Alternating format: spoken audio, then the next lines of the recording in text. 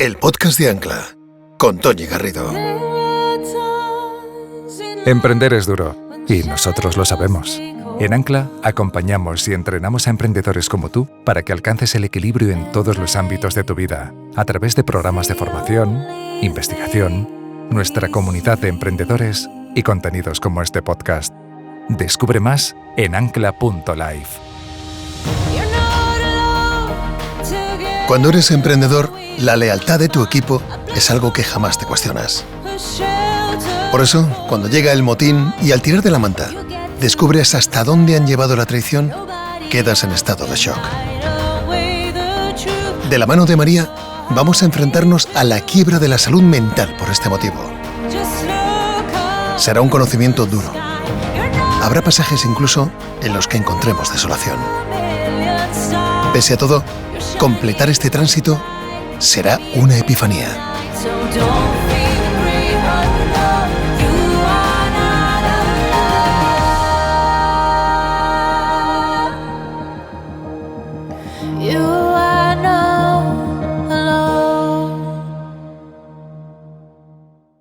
María era la pequeña de los 4 hermanos, con todo lo que eso supone. Por un lado más mimos, pero también menos mirada. Tenía una amiga imaginaria a la que llamaba Lupita y vivía, la amiguita, en una caseta de hormigón por la que pasábamos de vez en cuando. Y cuando lo hacíamos, María se inventaba historias y detalles fantásticos que la valieron el calificativo de fantasiosa. Fue creciendo y logrando aterrizar proyectos importantes como Womenalia, como Su preciosa familia o como el de tener un grupo nutrido de amigos y personas que la aprecian un montón. Su alegría y optimismo a veces hacen que volvamos a pensar en su amiga Lupita y en su fantasía. Y creo que es acertado que lo hagamos porque en la base de cualquier gran proyecto por el que merezca la pena apostar, son necesarias siempre unas gotas de optimismo y de fantasía, que se habrían quedado en nada si no hubiera sido por la enorme capacidad de trabajo y el tesón grande que también tiene ella. Yo me siento muy orgullosa de mi hermana pequeña, que se ha convertido en un ser grande y que, al igual que nuestra amistad, sigue creciendo cada día. Queridísima María, sé muy bienvenida a este nuevo capítulo del podcast de Ancla. Pues muchísimas gracias, Toñi, por invitarme y por hacerme partícipe de este proyecto, de esta asociación tan bonita y que está haciendo cosas tan espectaculares por los emprendedores. Muchas gracias, María. ¿Tú eres parte de Ancla también? Soy parte de Ancla y muy orgullosa. Y te lo agradezco un montón, infinitamente. Estás haciendo un personal board que dedicaremos un episodio a los personal boards, a explicar al escuchante en qué consiste. Tú lo estás viviendo y bueno, a lo mejor cuando llegue ese capítulo nos puedes dar tu opinión, tu parecer, pero hoy estamos aquí para hablar de ti. Y quiero empezar hablando de María cuando era una niña pequeña. María tenía 3 años o 4 y estaba paseando con su padre por Madrid, por la calle Orense. ¿Y qué pasó? Bueno, yo vivía en Madrid y mis padres compraron una parcela a 30 kilómetros de Madrid, que era una locura en aquel entonces. Tú date cuenta que el coche que tenían era un 600. Y nos fuimos a vivir a 30 kilómetros al campo, a una urbanización que era tierra y construyeron un chalet con los pocos medios que tenían y era todo un fango. Entonces por la noche después de cenar nos salíamos los 4 hermanos, yo soy la pequeña de 4 hermanos, y salíamos a dar un paseo con mis padres. Y por lo visto la primera noche que salimos a dar un paseo yo miro al cielo y por primera vez veo las estrellas. Entonces le dije, papá, mira, el cielo está lleno de agujeritos. Entonces todos se morían de risa, ¿no? Y me pareció espectacular y me enamoré del cielo, de las estrellas, de la luna, y ahí empecé a tener muchísimo contacto con el universo, ¿no? A nivel trascendental. Y querías llegar hasta allí, ¿no? Algo Quería así llegar. le dijiste a tu padre. Oye, yo quiero llegar hasta allá Quiero arriba. llegar hasta la luna, papá. Y me dijo, eso es imposible, María. Y yo le dije, no hay nada imposible, papá. Desde bien pequeñita. Desde bien pequeñita. Tu padre se quedaría diciendo que esta niña que claro tiene todo, ¿no? Se debió quedar callado, ¿no? Bueno, me llamaban Antoñita la fantástica. Pero este podcast que habla de sueños, ¿no? De sueños cumplidos. Tú creces, te vas a vivir al extranjero, te vas a Bruselas, aprendes muchos idiomas que te vienen perfectamente para luego entrar en el mundo profesional por la puerta grande, porque en aquella época los idiomas siempre son importantes, pero en aquella época era muy diferenciador, ¿no? Respecto de un perfil u otro. Y tú ya con 20 años ya eras madre. Sí, con 20 años tuve mi primer hijo, que estaba cursando primero de carrera. Mi hijo pequeño tiene hoy 20 años, Fernando, y le digo, tú imagínate que ahora te quedas embarazado, ¿no? Con una chavala. Y me dice, mamá, es que no me lo puedo creer. Y yo, pues con la vida que llevas tú, porque mis hijos trabajan desde muy jóvenes también y van a la carrera y hacen mucho deporte. Y yo, tú imagínate ahora. Y dice, mamá, es que no me lo puedo ni imaginar. Y yo, pues mira, en la vida al final te llegan cosas que los humanos tenemos muchísima más capacidad de poder con cosas de las que creemos que somos capaces. Y es verdad, hasta que no estamos ahí, no sabemos hasta dónde podemos llegar. Sí, yo tuve claro que lo quería tener y ahí fui y feliz y fue el regalo más bonito que me ha hecho la naturaleza, tener a mi hijo Mario. Y eras mamá, con 20, estudiabas y trabajabas. Estudiaba cuando acabé primero de carrera, que es cuando tuve a Mario, en segundo de carrera mi madre me dijo, hala, ya eres madre, ya estás estudiando la carrera, pero yo creo que debías empezar a hacer unas prácticas. Y mi hermana mayor me enchufó en una agencia de publicidad y entonces pues eso, trabajaba, iba a clase y cuidaba de mi hijo. Una capacidad de trabajo alucinante desde muy joven. O sea, has trabajado fuerte y duro desde muy, muy joven. Sí, o sea, desde muy pequeña. Muy pequeña. Sí. Pero eras muy feliz. O sea, tú eras optimista, Súper. Tenías mucha fuerza. ¿Cómo era la María de aquella época? Bueno, yo era una soñadora nata. Por eso te digo que me llamaban Antoñita la Fantástica, porque creía que no había nada imposible. Era una tipa feliz hasta los 45 años. No recuerdo, sí, momentos que tenemos todos, baches, pero mi vida ha sido una pasada. Eso es un regalo, ¿eh? Es un regalo. Y también creo que es cómo nosotros vemos y vivimos la vida ante las oportunidades. Antes has mencionado que viví 4 años fuera.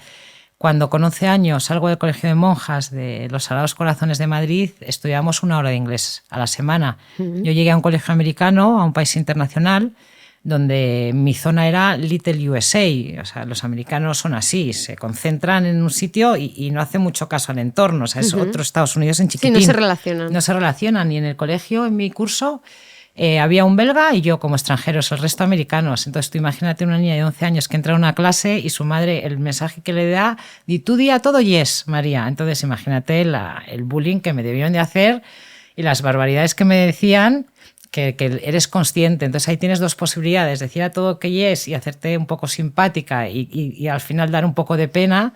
Y es lo que hice, y lo que me salvó ahí es que era muy deportista. Entonces en los colegios americanos, como seas buena en algo y destaques, enseguida te alzan.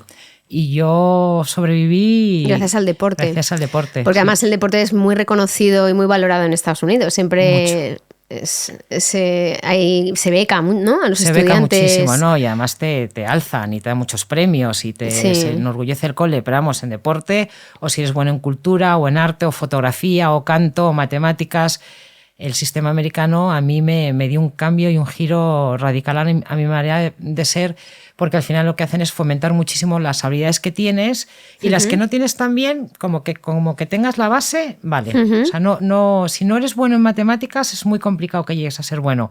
Pero sí que tienes que tener una noción básica de matemáticas. Sí, como una culturilla, ¿no? Sí, como justo. un barniz. Sí. Pero sí, que al final lo que se intenta hacer es que cada uno desarrolle su potencial en lo que es mejor, ¿no? Eso y no es. crear borreguitos, sino Justo. ¿no? Justo. Sacar lo mejor de cada persona, ¿no? Sí, y eso a mí me hizo muy resiliente, porque además conocí a gente de 28 nacionalidades, vi toda la creación de la Comunidad Europea, tuve que aprender 5 idiomas, porque al final estudiabas inglés, pero era obligatorio estudiar un segundo idioma. Me volví a España y mis padres se dieron cuenta que no hablaba francés bien, porque había estado en Little USA y con españoles, y algo de francés por la calle y estudiando instrumentos, estudiábamos solfeo y piano, obligatorio, en casa también. Y entonces volví a Bélgica y seguía la creación de la Comunidad Europea, y ya me metieron en un colegio belga y aprendí francés. Y en el colegio francés, como no estudiaba flamenco, me obligaron a estudiar italiano y alemán. Entonces, bueno, pues no sé, y soy disléxica profunda, con lo cual no sé cómo salí de ahí. Salí. Y con 5 idiomas, oye, pues estuvo idiomas, fenomenal sí. esa aventura. Sí. y entras en el mundo profesional una vez acabas y te conviertes en una tiburona de los seguros internacionales, sí. Pero eras muy feliz también, ¿no? Sí, fui muy feliz. Tuve una carrera profesional muy buena gracias a los idiomas, porque hablar inglés y francés en aquella época no era habitual y hablarlo bien, con lo cual en las empresas americanas te dan una oportunidad tremenda porque todo el reporting y todo el idioma de la casa es en inglés. No era ni la más inteligente ni la más lista, pero sí que era la más trabajadora y la que mejor hablaba inglés, por lo cual sí que tuve una carrera muy bonita con 3 mentores espectaculares que me ayudaron a crecer mucho profesionalmente. Estuve en 3 multinacionales americanas y la última, pues la sexta del mundo, AIG, que todo el mundo que nos escuche la reconocerá perfectamente porque casi, o sea, después de la caída de Lehman Brothers en 2007, pues AIG iba después y bueno, pues salvaron a la compañía y ahí aprendí lo que no está escrito. Fue un... ¿Y cómo era la María en esa época? ¿Qué valores tenías en esa época, María? Bueno, pues yo era una madre de 3 hijos, felizmente casada, con un grupo de amigos que habíamos crecido juntos en aquel campo, urbanización, comarca, alejados de la ciudad, ¿no? Aunque íbamos a la ciudad todos los días. Pues muy trabajadora, muy resistente, con muchísima fuerza de voluntad, deportista, o sea, sin ningún problema, felizmente con mi pareja y muy bien rodeada, con una red preciosa y siempre muy curiosa y muy innovadora. Y ahí cuando empecé a emprender luego, me di cuenta que había sido intraemprendedora, porque yo me gustaba muchísimo desarrollar los proyectos nuevos en las compañías. Y hoy me he dado cuenta que es de la forma que yo... Desarrollabas esa vis emprendedora. Esa vis emprendedora y sobre todo desarrollé mi carrera hasta llegar a un comité de dirección. Porque al final en las compañías, si tú alzas la mano para desarrollar un proyecto estratégico y complejo, la casa, ¿no? la corporación está preparada para que falles. No pasa nada si fallas. O sea, claro. es una posibilidad. Y encima te dan todos los medios y como salga bien, eres una estrella. Y entonces, sin darme cuenta, porque fue absolutamente intuitivo, pues levantaba muchas veces esa mano, ese brazo, porque me encantaba trabajar. Me encanta y siempre me ha encantado. Pero no te planteabas emprender en aquella época, ¿no? No, para nada. Para nada. Para nada, o sea, no, aparte, mis 4 hermanos hoy somos emprendedores, pero nos educaron para ser directivos o gerentes o managers dentro de multinacionales, porque es lo que había sido mi padre. Y luego mi padre había tenido, mis padres habían tenido muchos amigos empresarios que habían tenido muchos problemas y siempre nos contaban en casa, nunca seáis empresarios, es lo más difícil del mundo, bueno, es horrible. Y ahora somos los 4 emprendedores o empresarios y es muy divertido porque mi madre en su momento se fue horrorizando según fuimos cayendo como un dominó los 4. Y ya luego ya lo tuvo que asumir, tuvo que abrazar. Sí. Tú me contabas cuando preparábamos la entrevista que, bueno, de esos mentores, de uno aprendiste exactamente lo que no debía ser un jefe, ¿no? Sí. Aprendí muchísimo a nivel técnico, era un tipo brillante laboralmente, pero trataba horrible a su equipo, entre ellas a mí. Y lo que me enseñó es lo que yo jamás quería hacer con mi equipo, ¿no? Y cómo tratar a las personas, lo hicieran bien o lo hicieran mal. Y fue un maestro, ¿no? Al final... si hubiera sido más consciente de esto en la vida, me hubiera parado más a escuchar, a mirar, a ir más despacio, hubiera aprendido muchísimo más, porque con aprendí a tortas. Y a veces hay maestros que te enseñan un camino precioso y un aprendizaje a nivel positivo y otros a nivel negativo. Y para mí son maestros que te enseñan otras cosas. Sí, son maestros de vida. Y lo bueno de aquello, ¿no?, fue que tampoco te dejó marca, o sea, cicatriz emocional, ¿no? No me dejó cicatriz emocional porque yo no quería a esa persona. Si lo hubiera querido, probablemente me hubiera podido dejar una cicatriz. Vale. Pero cuando rechazas la actitud de una persona desde... no sé, cuando la vas conociendo y no te gusta cómo es, y luego la admiras mucho profesionalmente, porque era muy bueno, tienes esa dicotomía de decir, ostras, qué bueno es y qué pena que sea tan bueno, y luego tan mala persona. Sí, tan mala persona, y luego no entiendes por qué le mantienen, y luego ya con la perspectiva y cuando te haces adulta entiendes que es que cumplía el objetivo y no daba ningún problema dentro de la compañía. Entonces al gran jefe le da igual. Este tío me trae lo que yo necesito, hace lo que necesito y bueno, y si tiene unas formas un poquito diferentes, por llamarlo de alguna manera, pues me da igual. Y bueno, tú estabas muy feliz, como cuentas, no te planteabas nada cambiar de vida profesional ni de trayectoria y de repente vas un día, ¿no?, a una conferencia del famosísimo, ahora hiperfamoso Nando Parrado, que se ha puesto muy, muy de actualidad gracias a la película de Bayona, de los, ¿cómo se llama? Los socios, la Sociedad de la Nieve. Pero tú fuiste a ver la presentación de la segunda edición de su libro.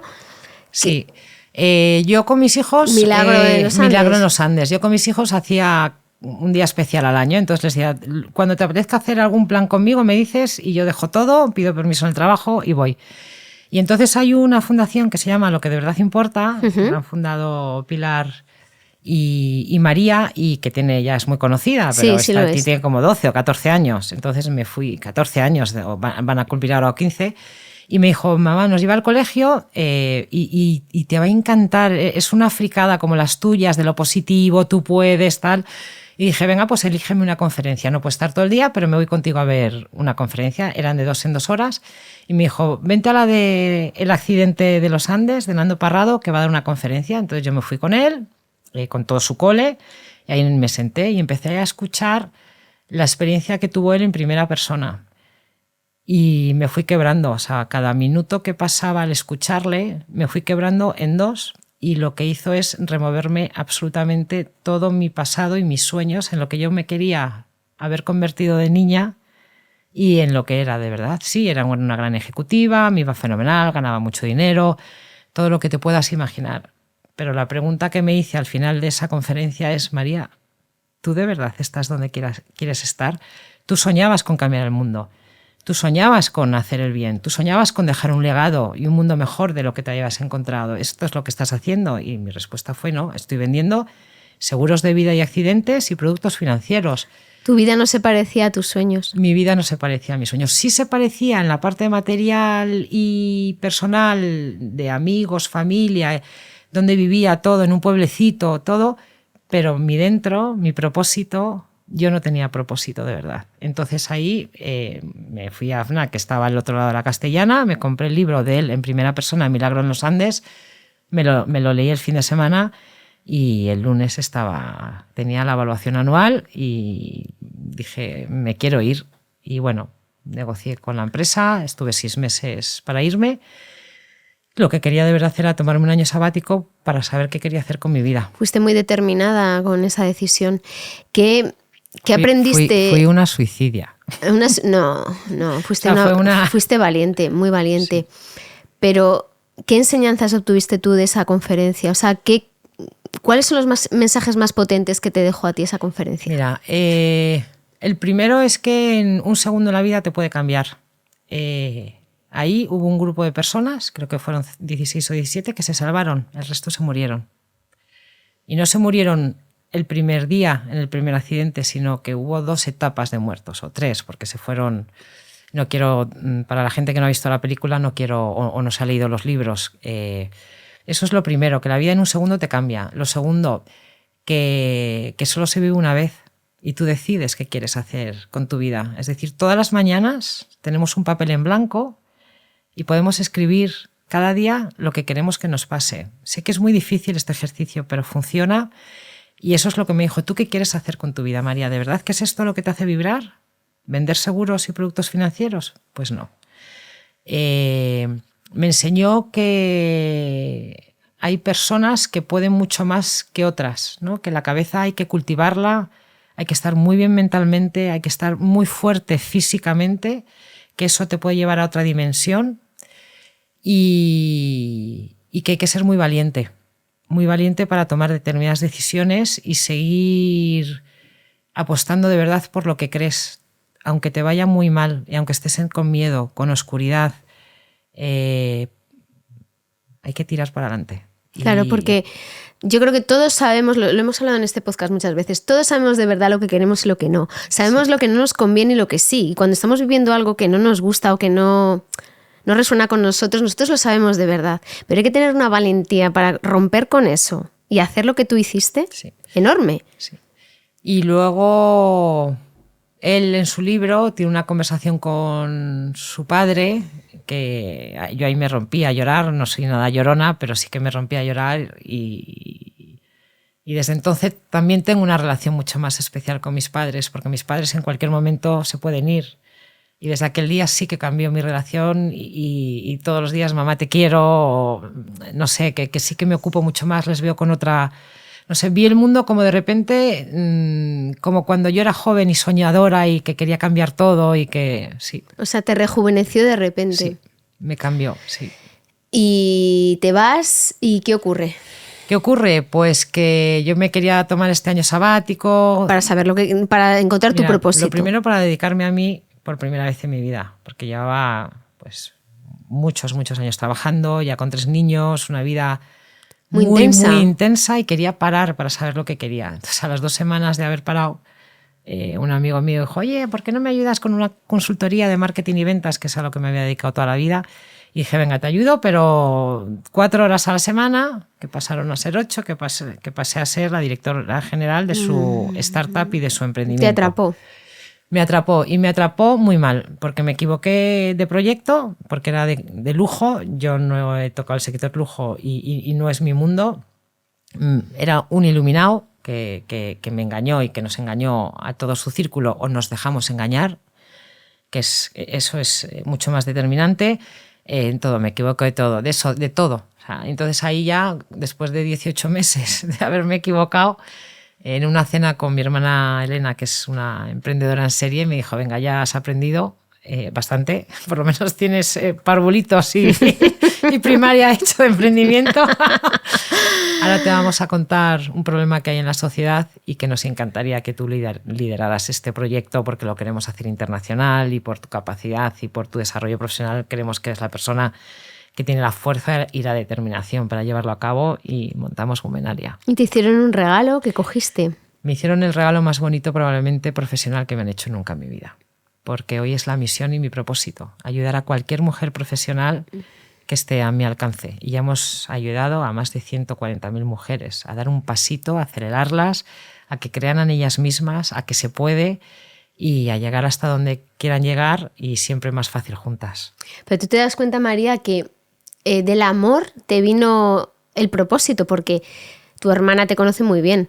Cuando te propone Womenalia, sabía que eso iba a resonar contigo, sabía que iba a estar hecho para ti. Intuitivamente, desde luego. No fue solo ella, sino que fueron también Juanjo Azcárate y Concha Mayoral, fueron los 3, y bueno, yo les pedí que hicieran también un proceso de selección, ¿no? Para no ser yo la adjudicataria del proyecto, y lo que hice es informar. Yo no había tenido ningún problema, y en mi entorno tampoco, de desigualdad, nunca. O sea, si me dijeras, tengo alguna anécdota que con el tiempo he repensado mucho, pero me he sentido muy empoderada, y nunca hemos hablado en nuestro entorno, porque como hemos crecido en una comarca a 30 kilómetros de Madrid, los chicos y las chicas éramos iguales. Pues hoy jugamos al béisbol, hoy al fútbol, hoy a las muñecas, hoy hacemos una cabaña. Sí, era un mundo que no habías conocido nunca. Y según crecimos, tampoco, porque cada uno estaba llegando donde quería. Y no eras mujer y hombre, ni chico ni chica, éramos una manada, éramos un grupo de colegas, amigos.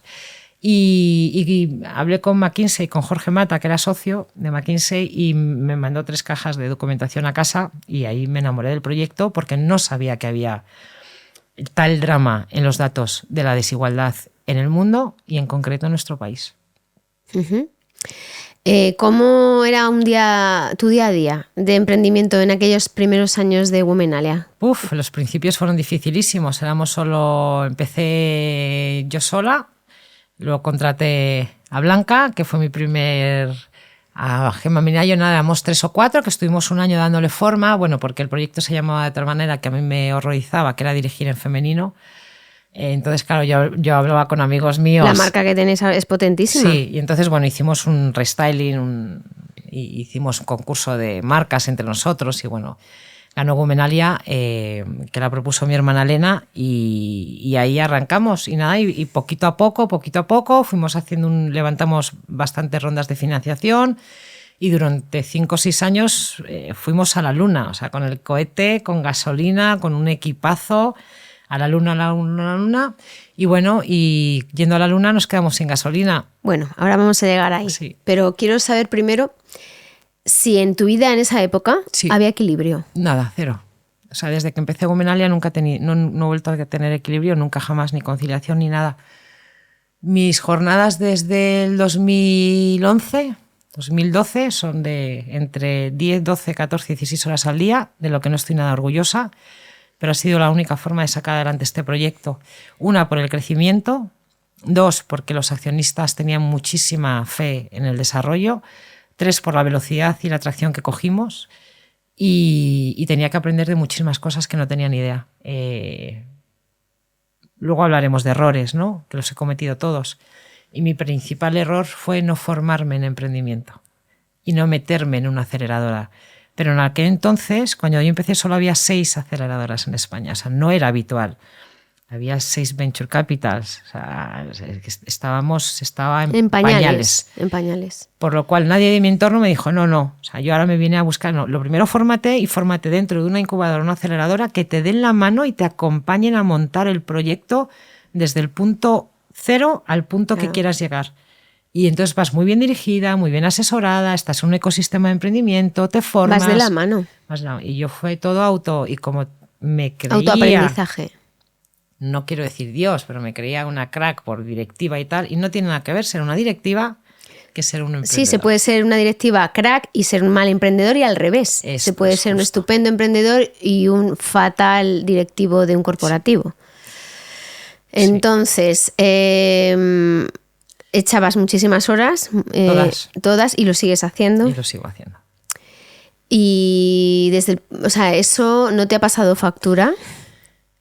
Mentiría si dijera que no. Sí, me ha pasado factura porque el tiempo que no dedicas a tus hijos y a la gente que quieras es un tiempo que nunca se va a pagar, es un tiempo que no se recupera. Entonces sí, con mis hijos he tenido siempre una relación de muchísima calidad cuando estaba con ellos, los fines de semana los he aprovechado al máximo, he sido muy juerguista, con lo cual también con mis amigos he estado muchísimo, con mi familia. Pues he renunciado a dormir muchos años de mi vida, que ahora sé que no es nada sano, que es lo peor que he podido hacer, pero ya está hecho. Pero es que no tienes otra. Llegamos a ser 38 personas en Gomenalia, entonces 38, como digo yo, siempre hipotecas, colegios, que los tienes en tu mochila y es muy complicado no echar esas horas para sacar adelante un proyecto tecnológico, porque además yo era súper ambicioso y quería llevarlo. Sí, tú querías el cohete desde los 3 años. Sí. No lo olvidemos, que así empezaba esta entrevista. Sí. ¿Y respetaste el deporte o ni el deporte respetaste? Sí, siempre lo único que he respetado. O sea, lo que te has sostenido un poco, o sea, el Ilván era el deporte. Era, por supuesto, la inspiración de mi familia y de mis hijos, que me decían, mamá, no te preocupes, tú sigue, que eres un orgullo para nosotros. El pequeño lo pasó peor porque no entendía muy bien por qué mamá casi nunca estaba, aunque intentaba llevarles siempre todas las mañanas al cole para tener esa conversación, por lo menos por las mañanas, pero es lo que había. Tampoco te paras a pensar. Y luego tenía una pareja que, bueno, pues que llevaba unas horas mucho más razonables que yo, y luego tenía a mis padres, que siempre han sido mi backup, y era una pasada. Pero vamos, yo recogía muchos días a mis hijos de casa de mis padres, cenábamos, les acostabas, cuento, lo que sea, y yo seguía trabajando hasta las 12 y 1 de la mañana, pero un mogollón de días. Horarios de locura. Sí. Pues en esta vorágine de vida que no te devoraba, porque tú no te sentías devorada, aunque yo creo que parte de ti sí que te estaba siendo devorada, aunque no fueras consciente. Llega el 10 de mayo de 2016 y te montan un golpe de estado en Gomenalia. Sí, se va mi mano derecha y mi mano izquierda. La parte tecnológica, que yo no soy nada experta, sí que he sido muy experta soy muy experta en Business Intelligence, a nivel data, pero no en la creación de una tecnología para el desarrollo de un negocio, porque al final tienes que conocer las tripas para programar. Era lo único que no sabía hacer, programar, y la parte financiera. Pues no es lo mismo llevar un presupuesto dentro de una gran corporación, aunque sea de muchos millones, que llevar una cuenta de resultados y la famosa caja. No, No tiene que ver. El dolor de cabeza de todos Sí. los emprendedores. La caja, la tesorería, como cada uno lo quiera llamar. Y bueno, pues se fueron. Estaban montando una empresa paralela. Cuando empiezan los problemas, empiezas a ver a las personas. Ahí es cuando se ven las personas. Y estas 2 personas se me fueron y una de ellas se llevó a los 7 ingenieros y conseguí convencer a uno que se quedara, que me salvó la vida. ¿Y por qué pasó esto, María? Bueno, yo he escrito mucho sobre esto para entender los porqués. Yo tuve muchísima responsabilidad. O sea, al final es como me encanta el fútbol y los entrenadores al final son los máximos responsables. Yo fui la máxima responsable de esta situación porque confié plenamente en ellos 2, pero plenamente. Eran muy amigos y jamás imaginé que me hicieran esto, pero yo lo debía haber visto. Debía haber tenido las alarmas, soy muy confiada. Creo muchísimo en las personas, creo muchísimo en la bondad, en el amor. Y sí, por eso también me llamaban Antonita la Fantástica. Y soy muy soñadora y tengo unas ideas de brutales y algunas pues que son más complejas de desarrollar. Pero eso no quiere decir que tenga los pies en la tierra, ¿no? Muchas veces mucha gente me dice, joder, pero eso no vas a poder hacerlo, eso es imposible. Y yo, no me digas que es imposible. Dime cómo lo podemos hacer y qué pasos tenemos que dar para llegar a eso, ya lo conseguiremos. Entonces, para mí es un match precioso, ¿no? Ser soñadora, pero saber ejecutar con los pies muy en la tierra. Y eso me desmontó, me quebró en 2, pero el consejo estuvo detrás mío, decidimos que tirábamos para adelante y luego tuve un ángel de la guarda que se llama Lourdes, que ha sido mi mano derecha 7 años y que me dijo, María, vamos a poder con esto. Las mujeres no tienen la culpa de lo que ha pasado y eso lo que nos llevó es a pasar los 5 peores años de mi vida que vinieron después. Pero tú me estás diciendo, fue culpa mía porque no me di cuenta de las señales. Fue mi responsabilidad. Fue mi responsabilidad porque no vi las señales. Pero tú me decías que entre esas personas había una que era buena persona, que tú tenías claro que era buena persona. Sí, uno de ellos sí, absolutamente. Entonces, ¿cómo encajabas eso? O sea, tú supongo que harías autocrítica. Dirías, algo habrá pasado, algo habré hecho mal, ¿no? Para que esta persona, que es buena persona, haga esto, ¿no? Sí, bueno, pues no ver las alarmas, no ver las luces, no saber que llevaban 6 meses montando una compañía en paralelo. Bueno, pues ¿Te pidieron algo que tú no, o sea, te pedían cosas o te llamaban la atención y tú no lo atendías?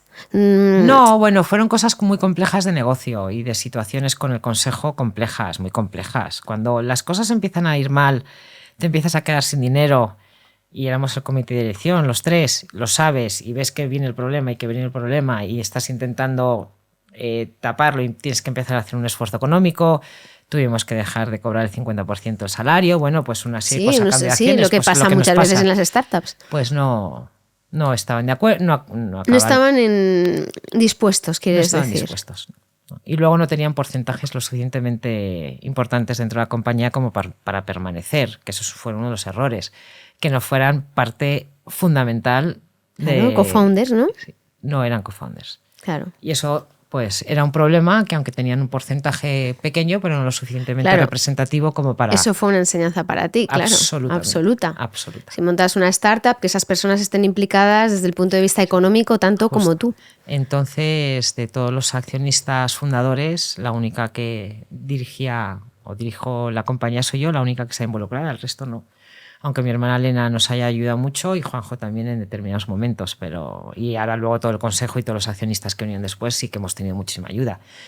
Pero creo que las personas que son críticas para la compañía y sobre todo en el conocimiento y en las habilidades que no tiene el CEO, sí que deben tener un porcentaje importante y las tienes que implicar con acciones de la empresa y que se sientan dueñas de la misma. Claro que lo sean. Entonces, entiendo que esta es la primera vez que tú sientes un gran dolor, o sea, enorme, ¿no? Una gran decepción. ¿Qué sentiste en ese momento, María? Descríbeme tus sentimientos. Las emociones que sentí es muchísima frustración mezclada con tristeza, con ira, como también llamándome tonta a ti, como no lo has visto, ¿no? Y como... 2 personas con las que has pasado todo durante muchos años, no puedes, y mira que tuvimos muchas conversaciones, cuando ellos ya han tomado una decisión, la decisión ya está tomada, por mucho que tú hagas, ya está, fin. Y de hecho uno de ellos sigue con la empresa que montó y le va fenomenal y yo quiero que le vaya bien porque me alegro mucho del bien ajeno y lo digo de todo el corazón. Y nada, y lo que hice es un análisis para que no volviera a pasar y escribirlo muy rotundamente para decir, oye, la próxima vez que me esté en esta situación me tengo que acordar de lo que pasó para que no vuelva a pasar, ¿no? Y poner Entonces, soluciones. ¿cuáles fueron tus cortafuegos? Mis cortafuegos es que si queremos a una persona estratégica dentro de la compañía tiene que tener acciones y tiene que tener un plan de retribución y de remuneración pues muy claro, ¿vale? El tema de las expectativas, yo al ser muy soñadora generas muchísimas expectativas al equipo. Y en los demás, ¿no? Y en los demás. Esto es otra cosa que he aprendido, en bajar mucho las expectativas. Las expectativas las tengo yo, muchas veces calladita, y las comparto con dos personas, con mi hermana Natalia, la que adoro, que es la que me hace soñar y volar, y tú sigue, dale, ahí ya verás cómo va a salir. Y te da cuerda, y me ¿no? da toda la cuerda del cometa. mundo y lo necesito. Y me siento muy entendida y comprendida por ella. Y otra es Gerardo Tuduri, que es un coach, que es una... Que ha creado una cosa que se llama el algoritmo personal y me ayuda muchísimo en la evolución de estos 2 últimos años. Me ha acompañado y también... ¿Desde cuándo está en tu vida esta persona? Pues desde hace 2 años. Vale, o sea, lo has incorporado ahora. Luego hablaremos de esas herramientas que tienes tú ahora mismo para el equilibrio cuerpo-mente, pero vamos a quedarnos en la época donde empieza la oscuridad y el túnel, ¿no? Fueron 5 años, ¿no? Durísimos, y dices que por primera vez experimentaste el miedo. Sí, el miedo y la oscuridad. ¿Y cómo era esa oscuridad, María? Bueno, pues de repente te das cuenta que empiezas a traspasas la tecnología a una persona que nos ayudó muchísimo en ese momento y te das cuenta que han estado borrando parte del código. Abres Financiero, esto es en mayo, y te das cuenta que no hay ni un solo apunte contable, que están toda la parte financiera sin hacer. Abres otro cajón, entonces cada cajón que abríamos con Lourdes, con mi ángel, que es la que me hizo, oye, mira, vamos a poder con esto, que si no ya estaré, ya yo creo que no hubiera podido. Cada cajón que abríamos era peor que el anterior. Entonces, los accionistas yo los quería mantener tranquilos, con lo cual yo lo que tenía que dar es un mensaje de tranquilidad. Tenemos problemas, sabemos cuáles son, están identificados y los estamos solucionando. Esto es lo que quiero oír tu accionista. Y para que te siga acompañando y contarle la verdad, ¿no? Pero en forma positiva, ¿no? Entonces nos levantábamos, yo empezaba a trabajar a las 8, acababa a las 6 para que ni los accionistas, ni los clientes, ni el equipo se diera cuenta que estábamos así de mal, porque no se pueden dar cuenta, es una desgracia, porque ahora se te puede ver más vulnerable, pero hace 10 años no había el concepto de vulnerabilidad para nada. Por lo cual esto no se podía ni contar. Entonces a las 6 parábamos y de 6 a 12 arreglábamos toda la mierda que había debajo de la alfombra. Por eso me siento responsable. Porque claro, a mí se me presentaban cada mes el cierre de mes, pero una cosa es el cierre de mes y otra cosa es toda la parte de contabilidad. Entonces, bueno, pues fuimos así. Luego, pues cuando te quedas sin dinero y no puedes pagar nóminas un mes, y otro mes no puedes pagar a Hacienda, y otro mes no puedes pagar a la Seguridad Social.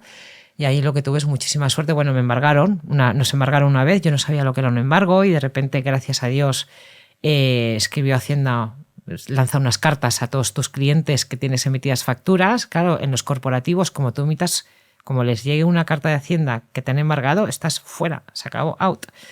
Y gracias a Dios, bueno, pues le llegó la primera carta al director de compras financiero de una gran compañía que era muy amigo mío y me dijo, oye María, que sepas que ha llegado esto, yo aquí no pasa nada, pero date prisa en reaccionar porque les va a llegar a todos. Entonces, bueno, reaccionamos muy rápido. Claro, eso cada día era una sorpresita de estas magnitudes y bueno, lo que hice es empezar a trabajarme. O sea, me he dado cuenta que me trabajaba esas emociones porque me levantaba muchísimos días llorando, iba llorando a la oficina porque no sabía lo que me iba a esperar ese día. Con una tristeza tremenda, llegaba al garaje, me secaba mis lagrimitas, me maquillaba y dije, venga, da el chip, ponte tu canción y sube a la oficina y a power total, eres la líder y si has decidido hacer esto, tira para adelante con una sonrisa de oreja a oreja y a por todas. Entonces me desahogaba con mis personas más cercanas, Y además hay gente que no le gusta que te desahogues con ellos, no le gusta oír que tienes problemas. O sea, yo me encontré con determinados perfiles que no, mira, a mí déjate ya. Yo también estoy muy cansada. Entonces no eran amigos. Estoy muy tal y no les gusta oír este mensaje, por lo cual pues ya interpretas también con quién puedes tener estas conversaciones, ¿no? Y un día estás muy bien, otro día estás regular. En quién puedes descansar, pero, o sea, descubriste ahí quiénes serán amigos y quiénes no. Porque, a ver, un amigo que no puedes contarle y no puedes descansar en él, pues no es un amigo. Bueno, o sea, pues para tomarte unas copas todos estamos bien, ¿no? Sí. Pero pues ahí descubres muchas cosas, descubres mucho sobre ti, el poder que tienes de resiliencia otra vez, la valentía, el coraje y las ganas de verdad de que tu propósito salga adelante. Entonces nos deslomamos, esto cambié el equipo completamente, me encontré con un equipo precioso y cuando ya estábamos ya saliendo otra vez súper bien con un equipazo humano, un grupazo de mujeres y hombres maravillosos, pues vino el COVID, la pandemia y nos frenó todo. Porque estábamos justo en cuando ya estás en tracción y vuelves a caer. Y pues otra roca en el camino que nos encontramos los emprendedores y otra vez el Consejo de Administración apoyando a lo bestia, creyendo muchísimo en el equipo y en mí y que hice pues trabajarme mucho mentalmente a nivel emocional. Yo no fui a terapia directamente, pero tenía un grupo de amigas que nos llamamos Juervecitas porque quedábamos todos los jueves y se estaban separando 5 de ellas, estaban cambiando de trabajo, bueno, tuvimos una revolución en ese grupo. Era una catarsis en ese momento. En ese momento y todas fueron a terapia. Y entonces los jueves quedábamos para tomarnos una cervecita y contar cada una en terapia lo que había aprendido. Y mi aprendizaje fue a través de este grupo. Entonces empezamos a hablar de las emociones, de la salud mental, del deporte, de la nutrición, de una serie de factores que yo empecé poco a poco a conocer, a saber que ahí estaban. Y a implementarlas, pues cuando tenga una emoción... Yo no lloraba nunca. Entonces, ahí, cuando lloraba, me sentía mejor. No me veía nadie porque, como no he llorado nunca, me daba ostras. Qué fuerte, ¿no? Llorar. Estoy llorando de una pena y una tristeza y me estoy rompiendo por dentro, ¿no? Y dije, pues nada, déjalo estar. Claro. Y cuando estés sola, estas emociones, déjalas. Entonces empecé a aprender mucho de la salud mental, de cómo es el humano, de cómo está hecho. Y eso me salvó. Me salvó empezar a comer bien. En esa época, además, justo en el 2016, dejé de fumar. En un momento fantástico. Imagínate, yo soy así de... En el momento más oportuno. Soy muy oportunista. Y cogí 16 kilos, con lo cual estaba hecho un vallenato. Claro, físicamente, claro. Te tocó muchísimo, claro, sí. Porque si engordaste tanto, claro, sí. Te tenías que sentir muy mal también. Muy mal, hasta que en un partido de pádel, que soy una enferma del pádel, juego en primera división de veteranas, que me encanta decirlo, pues estoy súper orgullosa, pues fui a dar una bola, me agaché y la tripa no me dejó. Entonces me vi reflejada en el espejo, en el cristal, y dije, esta no soy yo. Esta no soy yo. Y solo depende de ti, María. ¿Dónde y cómo quieras estar? Entonces empecé a trabajar con mi Sofía, que la adoro, y me metí en un programa de salud para alimentarme bien, volver. Porque yo ya sabía, pero muchas veces tenemos que volver a pasar a dormir bien, a saber respirar, a meditar, y ahí así que lo hice de manera muy profesional. Por eso me metí en Ancla también, porque el programa que tiene Ancla para emprendedores, que es súper profundo, es tan recomendable y debería ser obligatorio en bachillerato, fíjate lo que te digo, pero ya no solo para los emprendedores, para todo el mundo, o sea, porque ahí te das cuenta que la salud depende solo de ti, y que haciendo pequeños cambios en la salud puedes llegar a los 80, 90 y 100 años de manera muy saludable. Entonces, y envejecer de forma saludable. Entonces yo me siento hoy como un toro y pues desde la pandemia aquí pues me han pasado cosas maravillosas porque hemos ido fichando a gente maravillosa en el equipo y sobre todo mi Lula Ballarino, que es mi mano derecha hoy, que se incorporó en 2021, va a hacer el 2 de marzo 3 años y bueno, fue un sueño. El día que la conocí, la dije, tú vas a ser la directora general y vas a ser mi mano derecha y me vas a ayudar, porque era imposible ficharla, porque era una súper ejecutiva de Telefónica, experta en inteligencia artificial, tecnología, Big Data, imagínate, y impacto social, o sea, en aquellas cosas que yo no lo soy. Y dije, es que eres mi complemento. Y hoy, pues gracias al equipazo que hemos hecho, pues este año, en 2023, hemos duplicado todos los KPIs, las ventas y bueno, estamos ya cogiendo la tracción otra vez. Sí, poquito es que a no poquito. salís. Bueno, no que a mí ya lo ves, ya digo, no que nos salimos, estamos haciendo las cosas muy bien, más despacio, y ahora vamos en un autobús precioso lleno de mujeres y de hombres que nos admiran y que nos apoyen, y ese autobús veremos dónde nos lleva. Me alegro mucho de eso. Pero yo me estoy quedando todavía en la época oscura. Chunga. Has corrido mucho. ¿En algún momento pensaste en tirar la toalla? ¿Te lo planteaste en algún momento? Sí, claro que sí. Sí me lo planteé. Entonces aquí ocurren varias cosas. Ocurre que tienes una responsabilidad con una serie de deudas, que la gente que te ha apoyado y que se ha metido en tu compañía, Esos en mi accionistas, caso, ¿no? sí, en mi caso están mis mejores amigos, mis hermanos y mi única prima. Tu familia. Mi familia, que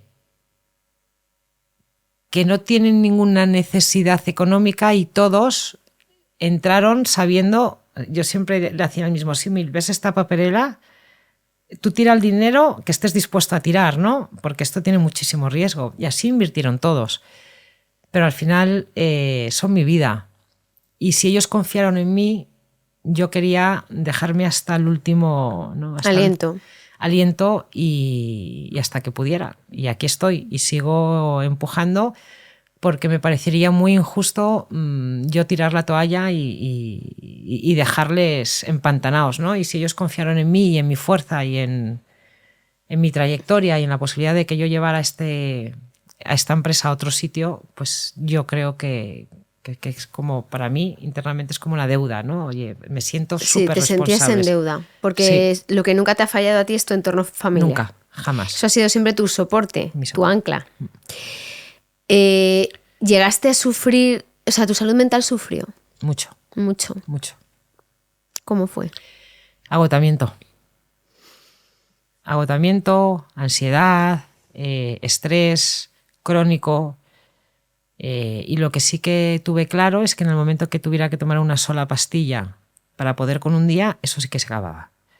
Entonces, a través de la meditación, de la respiración, de pasar muchas horas con mis amigas en momentos muy difíciles, sentirme muy arropada, muy querida, pues día a día lo fui consiguiendo. Y sobre todo, por los emails y los mensajes de mis womenalias. Cada día, eso fue lo que... Eso fue tu alimento, ¿no? Eso ha sido el alimento, mi alpiste, para no cejar y perseverar cada día, que aunque ayudáramos a una mujer que hubiera escalado una posición, que se hubiera atrevido a escribir, que se hubiera atrevido a que a través de una formación hacerse emprendedora, o que tantos pasitos hemos ayudado a dar, que eso no tiene precio, es una pasada. Es tan bonito que te suceda esto, es tan retributivo mi trabajo. Claro, porque le cambias la vida a otra persona. Entonces, claro, tu propósito es que es tan tangible, ¿no? Tan tangible. O sea, yo, claro, en esa época sigo dando conferencias, paro muchísimo. Ahí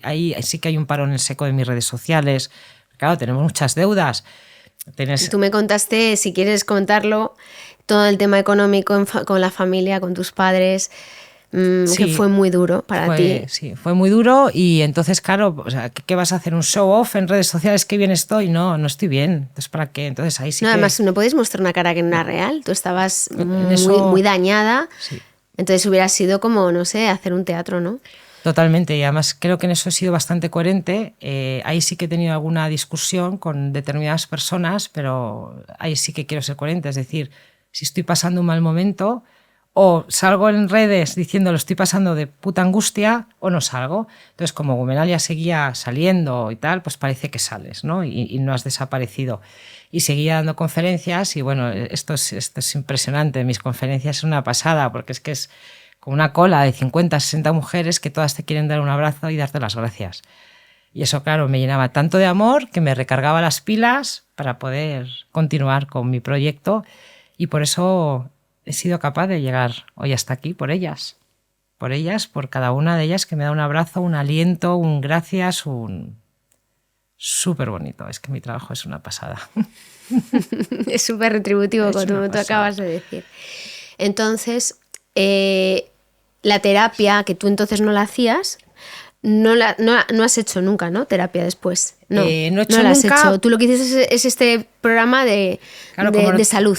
Sí, hice este programa de salud y la terapia no la hacía porque no tenía dinero. Claro. Entonces, al no tener dinero, yo hice la terapia a través claro. de estas mujeres que hicieron terapia. Entonces, eran tan bondadosas, porque al final todas tenemos los mismos problemas. Entonces, yo, su experiencia y lo que les decía el terapeuta, lo hablaba con ellas. Pues míralo de esta manera, míralo de otro. Pues me ayudaron muchísimo a... Claro, es que acabas de poner el dedo en una llaga que es una realidad. Es que para poder trabajar la salud mental hay que tener recursos. ¿Y cuánta gente querría acudir a un terapeuta y no puede hacerlo? No puede hacerlo porque al final son una media de 50 euros claro, entonces, a la semana. Una persona que está emprendiendo y que no está cobrando su salario, pues difícilmente va a poder hacer terapia. Es uno de los fines también de Ancla, ¿no? El poder universalizar la terapia y ayudar al emprendedor que lo necesita. Claro, hemos tocado una cosa que es una realidad. O sea, yo creo que por defecto todos deberíamos ir al psicólogo por lo menos una vez a la semana, si no una vez 15 días y si no una vez al mes. Aunque estés y creas que estás bien. Claro. Porque siempre tenemos cosas que arrastramos, porque siempre tenemos cosas que mejorar, porque siempre tienes cosas que mirar, cosas que trabajar. Entonces, sí, es que el psicólogo debería ser como el dentista. O sea, y más que el dentista. Y más que el dentista, porque... pero algo ya incorporado, o sea, no tener que ir cuando ya tienes un dolor, ¿no? Sino incluso que fuera preventivo. Preventivo. Pero lo que tú dices, tiene que haber una economía o una red institucional que lo soporte y que lo ampare, ¿no? Entonces yo le podía haber dicho a mis padres que ya les tuve que pedir dinero en muchísimas ocasiones y ahora me siento orgullosa de poderlo contar, pero he estado muchos años sin poderlo contar, ¿no? O sea, ¿tú te sentías avergonzada de Avergonzada eso? Absolutamente. O sea, con 50 años o con 48 años, hola mamá, ¿qué tal? Y no lo entiende tu madre, que dice lo que necesites. Pero ¿por qué no buscas otra cosa? ¿Por qué no lo dejas? No entiendo que estés trabajando 12 y 16 horas y te estés dejando la vida cuando digo, mamá, es mi decisión. Es muy difícil de explicarlo y sé que no me vas a entender. Y claro, la llevo a pedir dinero para el psicólogo, para el terapeuta y me va a decir, mira, se acabó, guapa. O sea, sal de ahí ahora mismo. Pues claro. No, porque no lo entienden. Son de otra época, es otra formación, es otro... No lo viven. Es muy difícil. Cuando no eres emprendedor... Es verdad, es cierto. Tan difícil la empatía es verdad. Hacia los demás. Por eso uno de los dolores del emprendedor es la soledad. La soledad, completamente. Tenéis mucha soledad porque o hacéis comunidad con otros emprendedores y os contáis las penas porque ese otro te va a entender perfectamente, o sois unos incomprendidos. Sí. Porque nadie entiende esto mismo que tú estás explicando. Una persona que tiene todas las habilidades del mundo para conseguir un trabajo mañana en un corporativo y olvidarse de penas, está pasando las putas, hablando mal, por sacar un sueño adelante. Entonces, yo tuve que decir a las dos personas con las que veía fenomenal como headhunters que me dejaran de llamar. De llamar, sí, claro, porque es como el que es drogadicto, ¿no? Y le está llamando el camello. Pues oye, ¿me puedes dejar de llamar, guapo? O sea, que ya que me cuesta... Oye, mira, yo me quiero centrar aquí, ya que me encanta que me va la marcha, déjame, por favor, sacar mi proyecto adelante. Y bueno, fueron 5 años, fue mucho tiempo, entiendo que al principio mucho más difícil, pero que luego fuiste saliendo adelante. A medida que recuperas, ¿no?, tu forma física, de eso también te ayudaría mucho. Muchísimo. O sea, mi forma física, mi peso, llegar a mi meta de llegar a primera división jugando al pádel, que era una meta que yo tenía y que me había estancado, y con el equipo que estaba me ayudó también mucho a conseguir este sueño. Y cuando te sientes fuerte físicamente... la cabeza sigue al cuerpo, porque hay días que te levantas sin fuerza mental, pero como estás muy fuerte físicamente, el cuerpo tira de ti sin querer, porque eres una roca, ¿no? Eres una fortaleza. Eso dices, María. Y más para las mujeres, porque luego sufrimos de artrosis, de osteoporosis, muchísimo más que los hombres, porque nos descalcificamos antes. Y con los embarazos, bueno, con y así la lactancia. Todavía más, la lactancia. Claro. Y eso me lo grabó en sangre Sofía, que tenía que estar fuerte. Yo he sido muy fuerte toda la vida porque he cultivado mucho el deporte, pero ahora soy todavía muy consciente. Yo hago muchísimas pesas, para estar hecha un toro, porque es lo que sí que he identificado mucho que ha aguantado mi cuerpo a mi mente. Fíjate. Que no sé si, como soy disléxica, no sé si lo he hecho bien. Sí, tu cuerpo ha soportado tu mente. Esto es, sí. Que a veces es al revés. A veces es la cabeza la que saca el cuerpo adelante y sacas fuerzas de flaqueza. Bueno, también te ha pasado. Esas 16 horas de jornada te las sacaba la cabeza. Total, le daba sí. la fortaleza a ese cuerpo porque, a ver, humanamente ese cuerpo tenía que estar agotado. Sí. Es la cabeza la que te estaba subiendo, ¿no? Sí. Al final se hace como una compensación, ¿no? Unas veces es uno el que tira y otras veces es el otro. Pero llegamos hasta aquí con unas herramientas muy claras, ¿no? Que tú has definido y que me gustaría que repasaras. Has incorporado al coach en tu vida hace 2 años. Sí. Es una persona que ha tenido todas las profesiones del mundo, que para mí es un iluminado, es un elevado intelectual, y que lleva estudiando 10 años lo que es la cabeza humana, ¿vale? Uh-huh. Y con muchísimos directivos o muchos líderes de proyecto, que le gusta llamarlo así, y lo que ha desarrollado es el HDMI, que es el algoritmo personal nuestro, y lo que te hace es funcionar un poco máquina, te quita toda la narrativa de la cabeza, que nos hace mucho daño, y tienes ahí a tu yin y el yang ahí, que sí, que no, que tal, eso te lo quita todo y te convierte en pensar como la inteligencia artificial, sí, no, y un baremo de puntuación. Y me ha ayudado a muchísimas decisiones, me ha ayudado a acompañarme, me ha ayudado a estar muy bien, a quitarme toda la narrativa, a ayudarme a quitar este pensamiento. El 91,7% de lo que pensamos a lo largo del día no va a suceder.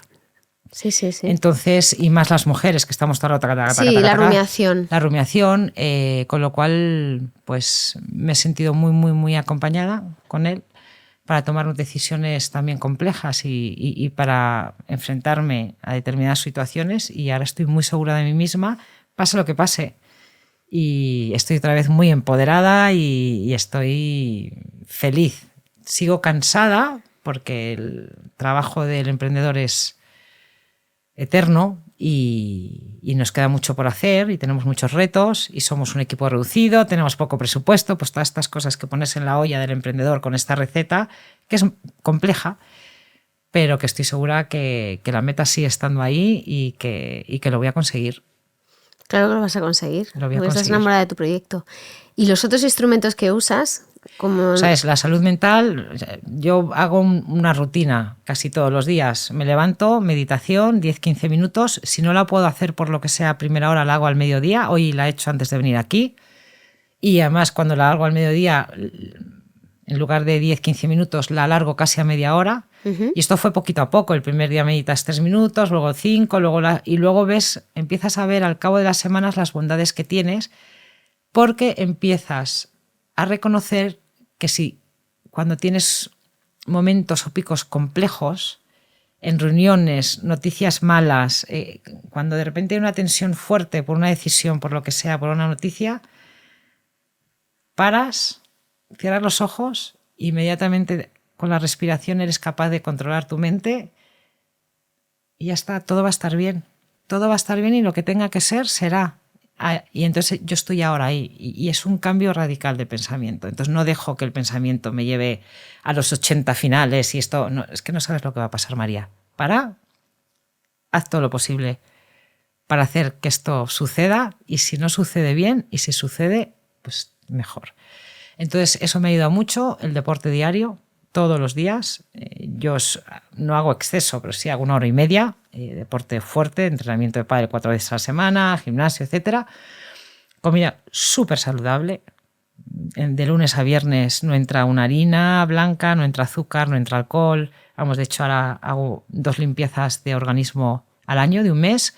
Nada de alcohol, nada de harina, etcétera, etcétera. O sea, como como verduras, frutas y proteína sana. Tomo complementos, los que me ha aconsejado mi nutricionista, y luego, pues cuando estoy en la oficina intento hacer estiramientos para el tema del tornillo, determinados movimientos para no estar en la misma postura, y pues seguro que hago un montón más de cosas que ahora no me acuerdo, pero sí que tengo muy, muy, muy... lo último que he incorporado es la ducha de agua fría. Mi hijo mayor es un friki de todo esto y me va incorporando. Empecé yo con él y ahora es él mi maestro de todas estas cosas.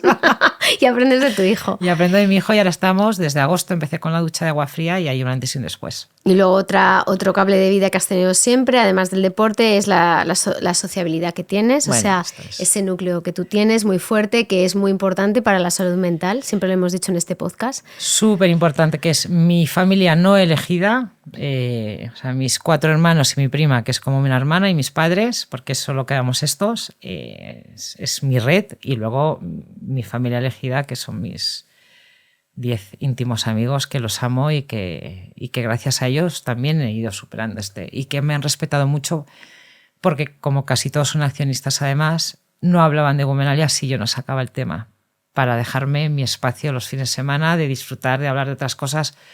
O sea, no se entraba en mi mundo Womenalia si yo no lo sacaba. Entonces fueron muy respetuosos y los amo con locura. ¿Y le das tiempo a tus aficiones? ¿Tienes Bueno, tiempo para ellas? es La música, que te gusta mucho la música. La música, pues a esa no la doy mucho tiempo porque cuando cogí mi año sabático, lo que me hubiera gustado es ser cantante. Sí, me lo dijiste. Y cuando se lo conté a Fer me dijo, pero además como soy yo, cantante, no, una Madonna, una Taylor Swift, de llenar Santiago Bernabéu. Me dijo, mira, cantas bien. ¿Una Celine Dion? Sí, cualquiera de estas, vamos, me da igual el nombre y apellido, pero por ese... Y me dijo, mira, y quería llenar Bernabéu, y me dijo, mira, Gordi, esto con 39 años, 40, creo que si tuviéramos a lo mejor muchísimos recursos y tal, te podrías dedicar, pero vamos a ser realistas, apúntate a tus clasecitas de canto, que nos cantas en el karaoke y en las bodas. Y ya, eso Y es como todo, si quieres cantar bien, que en mi caso es de gimnasio, o sea, hay 2... posibilidades de cantar bien. Una que te viene en tu ADN y tienes un don, que es Whitney Houston, y otra que es como el gimnasio. Si tú vas mucho al gimnasio, acabas y estás Celine Dion. Y bueno, empecé a ir a clase de canto, pero también por el tema de presupuestario y tal, lo tuve que dejar, pero ahí estoy y sé que volveré a dar clases de canto. Y luego otra tercera que he descubierto hace 3 o 4 años, esa es la escritura. Mi hermana Natalia es escritora. Uh-huh. Y me lo ha cultivado y me lo ha metido en vena y hace pues 2 años y 1 mes escribo un email casi diario a mis Womenalias, a unas 80.000 mujeres y comparto todo esto que estamos hablando cada día. O sea, te resulta terapéutico. No sé si terapéutico todos los días, ¿vale? Pero sí que muchos días y sobre todo volvemos a lo mismo, las respuestas, cuando ellas me cuentan su vida.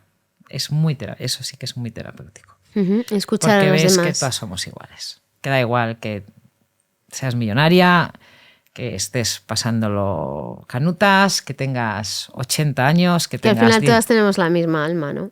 Todas tenemos la misma alma y todas tenemos los mismos problemas y todas tenemos las mismas necesidades. O sea, a las mujeres, igual que a los hombres, nos unen las mismas cosas. Sí, al final somos seres humanos. Y nos une mucho más que nos desune. Yo estoy de acuerdo contigo. Sí. Y quiero dedicarle una pincelada a otra de tus rocas, ¿no? Que es la fe. Eso lo hablamos tú y yo. Para ti ha sido importante, ha sido algo que te ha sostenido mucho tiempo y que está muy presente en tu vida, ¿no? Sí, mira, es probablemente la primera vez que lo vaya a hablar públicamente, porque es un tema que hasta de jovencita me daba hasta vergüenza, ¿no? Contar que yo era católica y que creía en Dios y en la Virgen María, y en el mundo que me he movido yo de publicidad súper guay y tal, pues no era como guay. No era cool, ¿no? No era cool. Y con la edad, pues al madurar te das cuenta que al revés, que te gusta estar orgullosa y de lo que tú eres y de lo que tú eres y de lo que tú crees. Crees. Y sí, yo me convertí, y todavía lo recuerdo, con 8 años haciendo la comunión y hasta hoy ha sido el pilar de mi vida, uno de los pilares, y es lo que me ha sostenido a través de la oración, a través de determinados momentos que he vivido espirituales, que puedo decir que para mí Dios existe. Y luego en la confrontación y en el habla de muchísima gente atea, agnóstico, que cree en Buda, que he aprendido tanto y me sigue sosteniendo. O sea, para mí, yo todas las mañanas me levanto y doy gracias Dios por tener casa, por abrir el agua, por tener unos hijos tan maravillosos, por poder ver. mi tía era ciega, por poder oler. O sea, son tan micro cosas que no nos damos cuenta de lo afortunados que somos de vivir en España y en Europa, que eso también a mí me ha conmovido mucho, ¿no? De darme cuenta de, en lugar de la queja y de quejarme por lo que no tengo, que son cosas mínimas, bueno, y si no tengo dinero, ¿qué más da? Si tengo todo. Pues no puedo ir a terapeuta, no puedo ir a Pelu, no puedo... Es que qué chorradas. O sea, al final lo importante es tener una salud de roble, y eso, bueno, pues me lo ha enseñado, lo he aprendido a través del amor de mi religión, porque mi religión es amor, amor, amor, amor y amor. Y gratitud. Y muchas gracias. Dar muchas gracias. Y ser muy consciente de la suerte que yo por lo menos he tenido en la vida. Pues llega la última pregunta de la entrevista del podcast. Me da miedo. No, es la que hago siempre. Si María adulta se encontrara casualmente a la pequeña María y pudiera tener la oportunidad de darle un mensaje, un consejo, ¿qué le diría? Que sigue luchando por tus sueños y cree en ti misma. Y no dejes que los demás te digan que no. Que siempre encontrarás tu camino. Ha sido un placer hablar contigo, María. Y contigo. Muchísimas gracias, Toñi. Muchas gracias pasada. A ti. Mucha salud y mucha suerte. Igualmente. Muchísimas gracias. Y viva Ancla. Gracias. You are not alone.